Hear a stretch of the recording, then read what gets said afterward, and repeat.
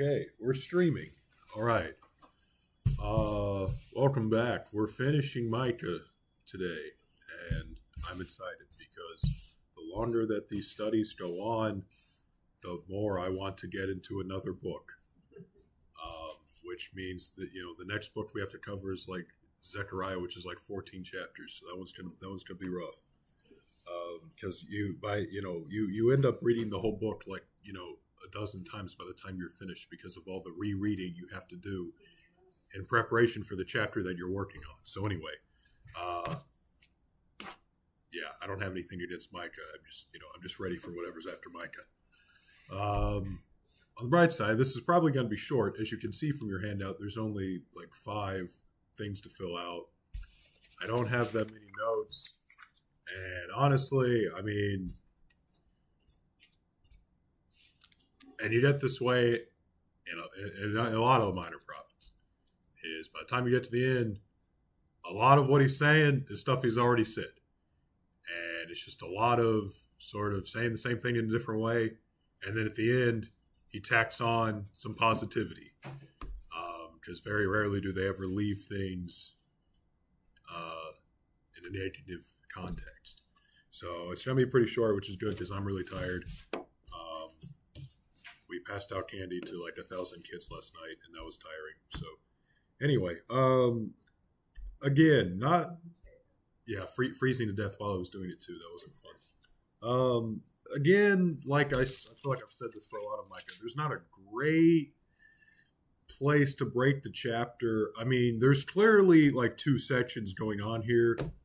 We just don't exactly know what actually is the end of section 1 and the beginning of section 2. People will break it at 6 and then have 7 through 20. People will break it at 7 like I did and then have 8 through 20. I think, some people will throw in maybe even I don't know. We know that there's sort of 2 different sections going on. We don't exactly know how they should be broken up. I just kind of put 1 through 7, because I think adding that extra verse 7 does present a nice contrast. So we're going to get into that now, and we're going to read starting in verse 1. Woe is me, for I am like those who gather summer fruits, like those who glean vintage grapes. There is no cluster to eat of the first ripe fruit which my soul desires. The faithful man has perished from the earth, and there is no one upright among men. They all lie in wait for blood. Every man hunts his brother with a net, that they may successfully do evil with both hands. The princes ask for gifts, the judge seeks a bribe, and the great man utters his evil desire. So they scheme together. The best of them is like a briar, the most upright is sharper than a thorn hedge. The day of your watchmen and your punishment comes. Now shall be their perplexity. Do not trust in a friend. Do not put your confidence in a companion. Guard the doors of your mouth from her who lies in your bosom. For son dishonors father, daughter rises against her mother, daughter-in-law against her mother-in-law. Man's enemies are the men of his own household. Therefore I will look to the Lord. I will wait for the God of my salvation. My God will hear me. So, like I said, I don't have a lot either in terms of on your sheet or even in my own notes. I'm just going to kind of go through the stuff I think is interesting, I guess, and relevant. So, first off, obviously, this is like a woe or a lament. Pretty obvious. We're starting out with woe is me. What's interesting is the use of first person, right? Chapter 6, it ended with God speaking, saying, you shall sow, but not reap. You shall tread the olives, but not anoint with oil, and make sweet wine, but not drink wine. Now, in chapter 7, it's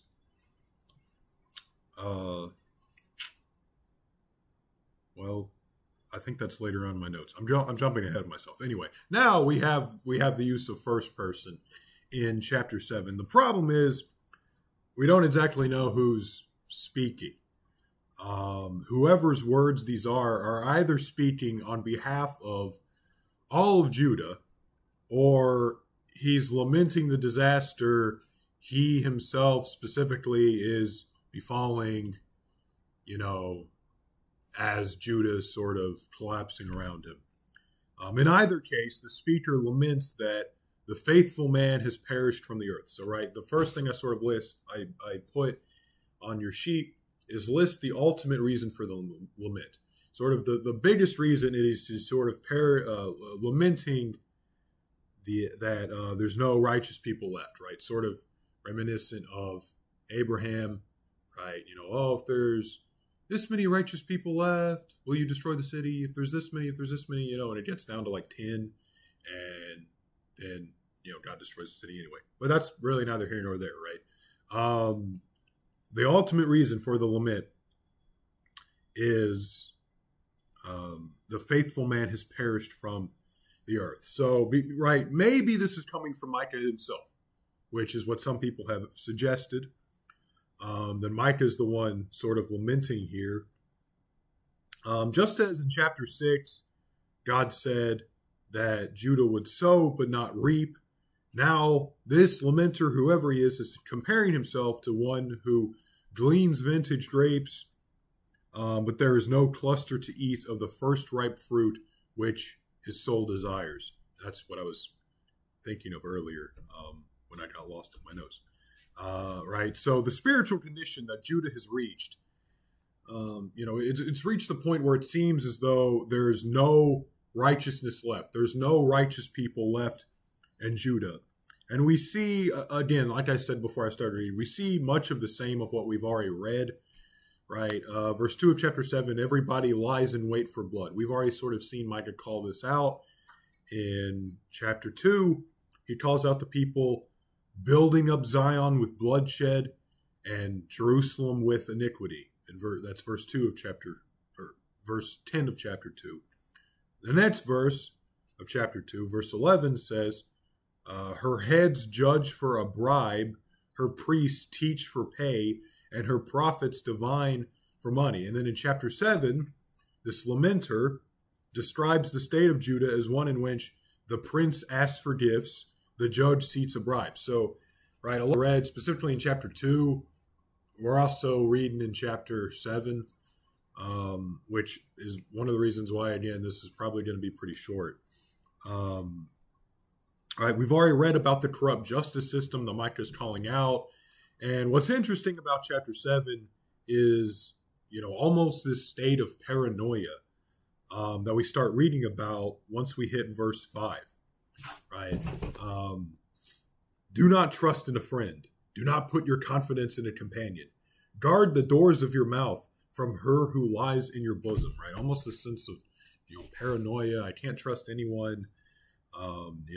No one is really on my side. Normal relationships have deteriorated to the point where there's no one that you can trust in. You can't trust in anyone. Even people who were once your friends, who you once could trust in. And it's apparently gotten so bad that, as he says, son dishonors father, daughter rises against her mother, daughter-in-law against her mother-in-law, and a man's enemies are the men of his own household. It just sounds like a normal Monday to me, but, I'm kidding. Right. Families have been torn apart, and they're turning on each other, perhaps turning on each other due to this, distrust of, don't trust in a friend, don't trust in a companion. And then maybe that's playing into the reason why the son is dishonoring the father, the daughter rising against the mother, so on and so forth. But for whatever reason, families are being torn apart and they're turning on each other. And the lamenter compares the state of the world around him with his own life, in a sense. And that's why I really wanted to throw verse 7 in here, even though some people think it belongs in the next section, is because it serves a nice contrast of, okay, all this is happening. People aren't trusting each other. Families are being torn apart. Right. And really, if families are being torn apart at that point, society as a whole is collapsing. Right. And I'm not going to make any modern day argument about, well, that's just like what we're going through or whatever. Because, maybe you can make the application, maybe you couldn't. It was a whole lot worse in Micah's time than whatever application you could make. I mean, we're definitely talking about familial violence. There's it's definitely a lot worse than anything that we could imagine. But he's comparing the state of the world around him to his own life, and he says, right, even though families are being torn apart, people aren't trusting each other, and society itself is essentially collapsing. Even all this is going on. What does he say? Therefore, I will look to the Lord. I will wait for the God of my salvation. My God will hear me. Right.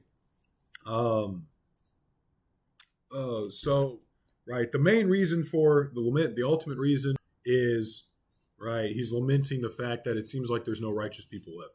Additional reasons for the lament is 7:2. Everybody lies in wait for blood. 7:3, the prince asks for gifts, the judge seeks a bribe. So again, I mean, just sort of the same stuff that we've seen. Then you get into verse 5, and that's when you get into the paranoia stuff. Don't trust people, don't put your confidence in people.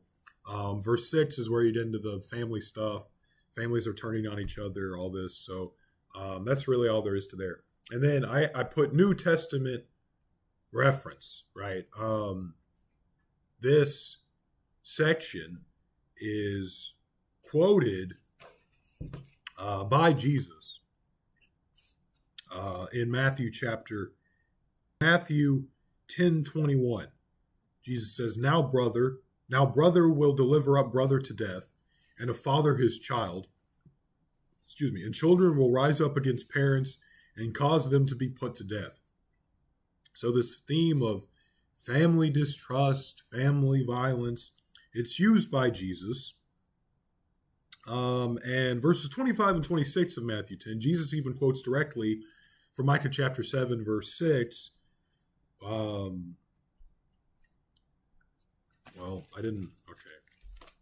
Let me just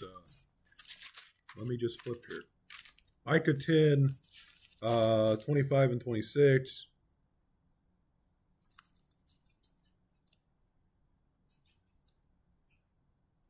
I don't think I wrote that down right, because that doesn't make any sense.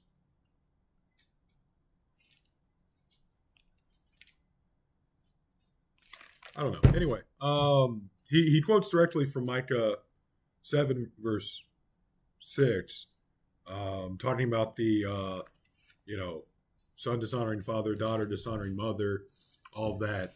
And what Jesus is getting at is he's presenting, because this is in the same section where it says, he who finds his life will lose it. He who loses his life for my sake will find it.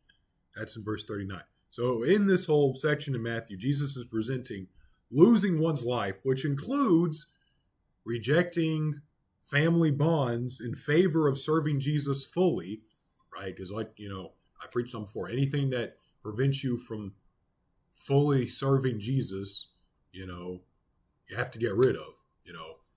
Not get rid of in the sense of you never talk to your family and go become a monk or something, but it can't come up above Jesus, obviously. Right. So he's presenting losing one's life, which includes rejecting family bonds in some cases, almost presenting it as a good thing, or at least as a necessary, wickedness, I guess. In order for the gospel to advance and for an individual to become a full disciple. So there's almost sort of a positive spin that Jesus puts on. And we don't often read it that way. But whoever loses his life for my sake will find it. That's a positive spin. Right after Jesus quotes about, from Micah about families turning on each other. In Micah, however, the type of violence and distrust, it's not presented as a necessary wickedness in order for God's message to advance. It's just sort of presented as wickedness, right? Woe is me, verse 1. In Micah's time, the wickedness is only presented in a negative context, and there's not really any redeeming quality about it, right? In fact, as I've argued, it's contrasted with, all of this is happening and that's bad and society's falling apart, but I will look to the Lord. I will wait for the God of my salvation, right? The only positive spin comes from, in spite of what is happening, not necessarily because of it. Whereas Jesus says, because of, families giving up other family members and all this stuff, the gospel goes forth and you can become a true disciple. So it's a little bit different. The lamenter is lamenting the downfall of civilization, like we said. The family unit's been ruptured. Friendships can't exist without distrust. So ultimately, even before the physical destruction of Judah, Jerusalem, even before any of that had taken place, there was already the societal destruction of Judah, which had already occurred, right? At that point, is there even a Judah worth saving at that point? And I mean, I guess there wasn't. So that's verses 1 through 7. Verse 8 through 20. This is where we get into, as most minor prophets do, I said, sort of the light at the end of the tunnel, the sort of happy, feel-good, positive message at the end. So starting in verse 8, do not rejoice over me, my enemy. When I fall, I will rise. When I sit in darkness, the Lord will be a light to me. I will bear the indignation of the Lord because I have sinned against him, until he pleads my case and executes justice for me. He will bring me forth to the light. I will see his righteousness. Then she who is my enemy will see, and shame will cover her who said to me, where is the Lord your God? My eyes will see her, how she will be trampled down like mud in the streets. In the day when your walls are to be built, in that day the decree shall go forth far and wide. In that day they shall come to you from Assyria and the fortified cities, from the fortress to the river, from sea to sea, and to mountain to mountain. Yet the land shall be desolate because of those who dwell in it, and for the fruit of their deeds. Shepherd your young people with your staff, the flock of your heritage who dwell solitarily in a woodland in the midst of Carmel. Let them feed in Bashan and Gilead, as in the days of old, as in the days when you came up out of the land of Egypt. I will show them wonders. The nations shall see and be ashamed of all their might. They shall put their hand over their mouth. Their ears shall be deaf. They shall lick the dust like a serpent. They shall crawl from the holes like snakes of the earth. They shall be afraid of the Lord our God, and shall fear because of you. Who is a God like you, pardoning iniquity and passing over the transgression of the remnant of his heritage? He does not retain his anger forever, because he delights in mercy. He will again have compassion on us and will subdue our iniquities. You will cast all our sins into the depths of the sea. You will give truth to Jacob and mercy to Abraham, from which you have sworn to our fathers from days of old. So, the last part of chapter 7, and the last part of Micah as a whole, it's interesting. And no one really knows entirely what this is talking about. Right. We have mention of a city, and we've had mentions of cities before, right? Samaria, I will make a heap of ruins in the field. Mention of Samaria, Jerusalem, we got building up Zion with bloodshed, building up Jerusalem with iniquity. So, in chapter 7, we have, verse 11, in the day when your walls are to be built, in that day the decree shall go far and wide. Is this talking about Jerusalem? People have argued that. Is this talking about Samaria? People have argued that. Is this even talking about an actual city at all? Yeah, we really don't know what this is talking about.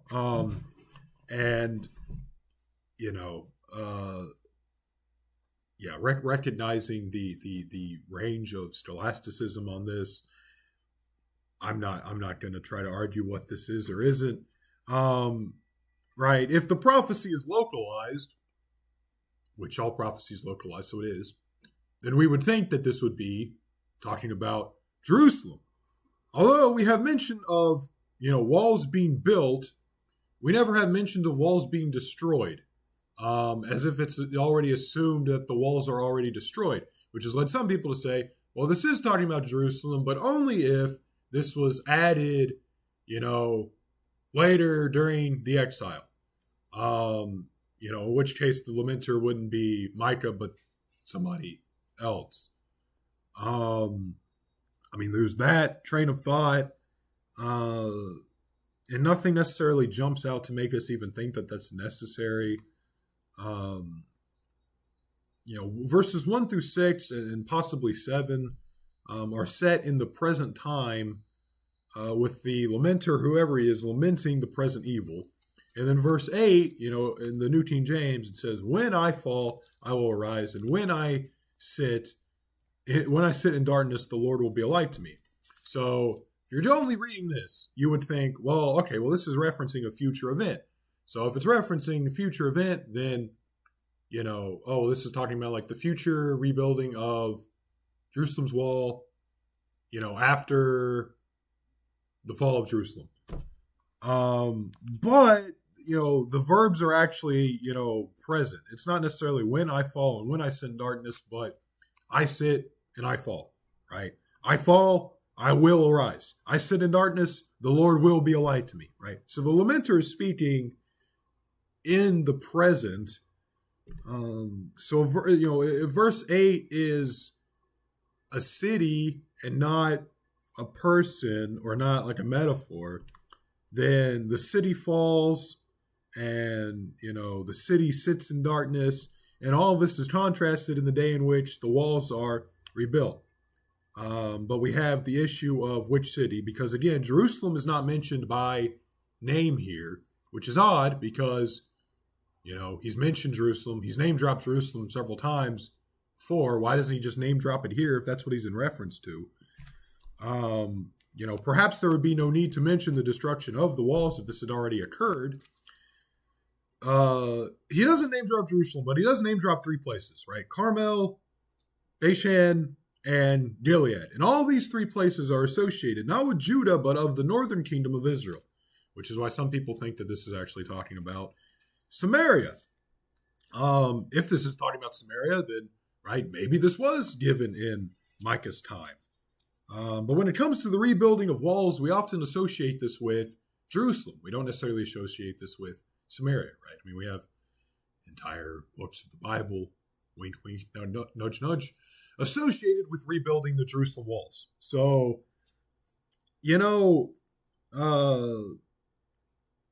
when it comes to this, there's difficulties surrounding whichever city we try to interpret this to be. If you associate this with Jerusalem, why doesn't he say Jerusalem? Why is it assumed that, walls will be rebuilt if walls haven't even been destroyed yet?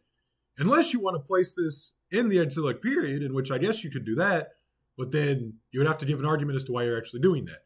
If you associate this with Samaria, you have the arguments because, you have other northern kingdom cities, but then, what walls are we even talking about at this point?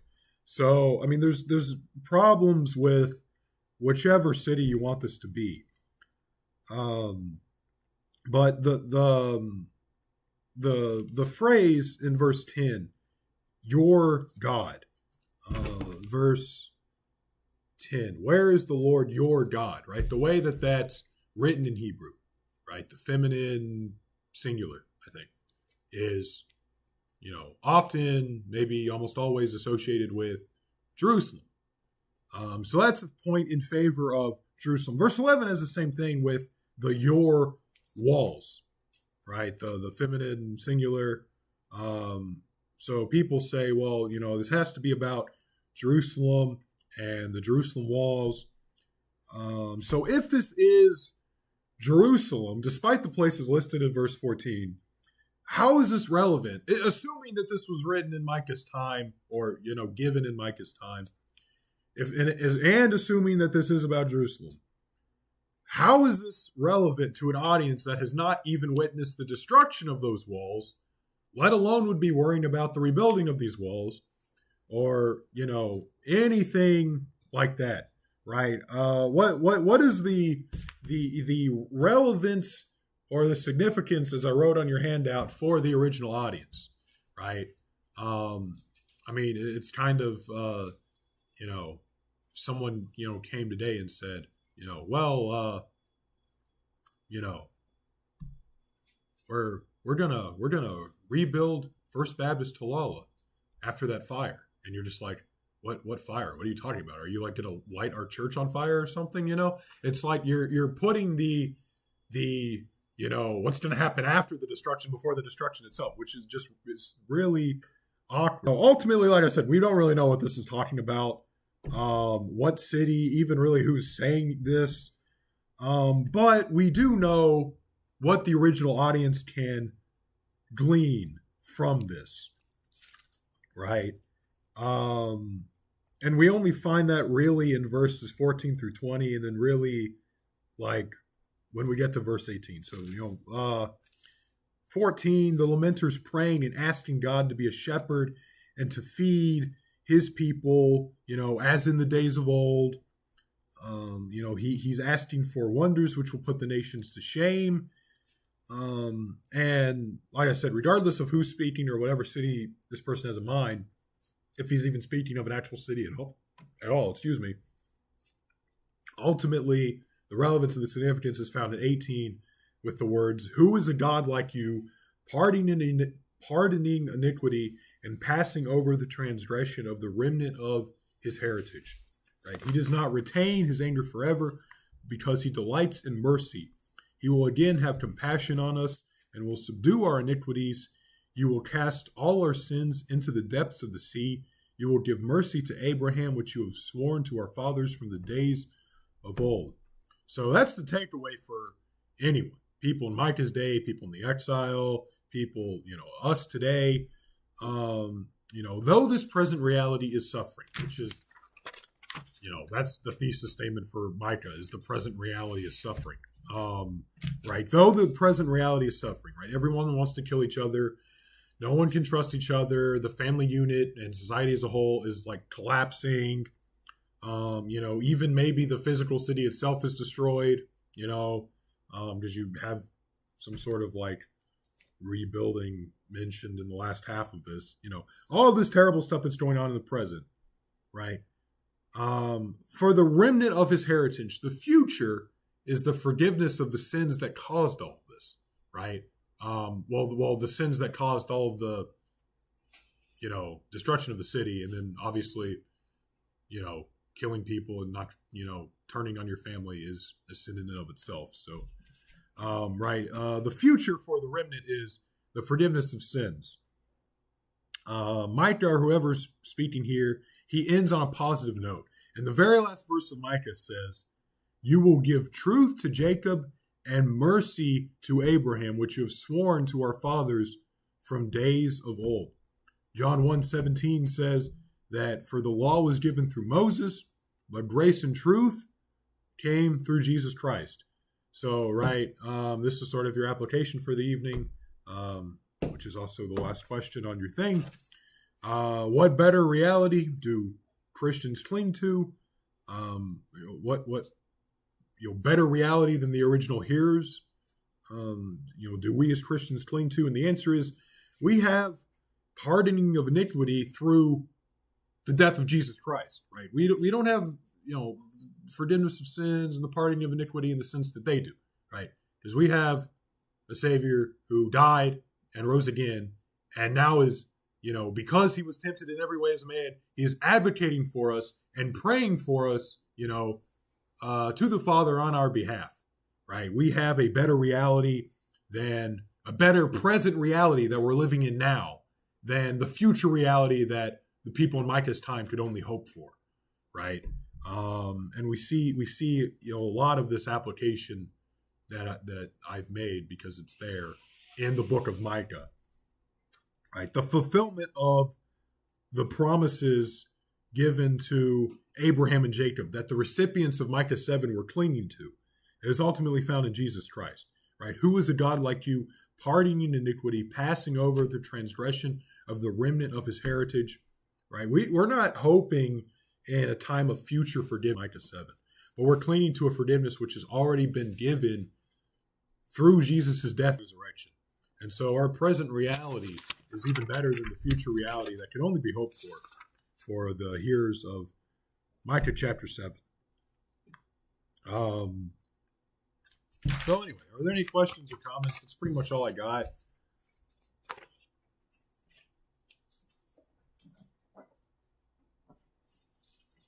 Like I said, I didn't have a lot to draw out tonight, but next week we get to do background information, so I'm sure I'll run it an hour. All right, well, yeah.